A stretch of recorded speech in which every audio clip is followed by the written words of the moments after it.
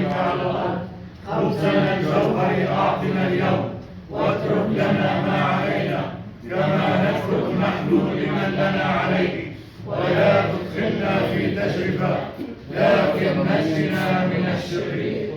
Отче наш, иже еси на небесе, да светится имя Твое, да приедет царствие Твое, да будет воля Твоя, яко на небеси и на земле. Хлеб наш насущный дашь нам днесь, и остави нам долги наши, яко же и мы оставляем должником нашим, и не веди нас в искушение,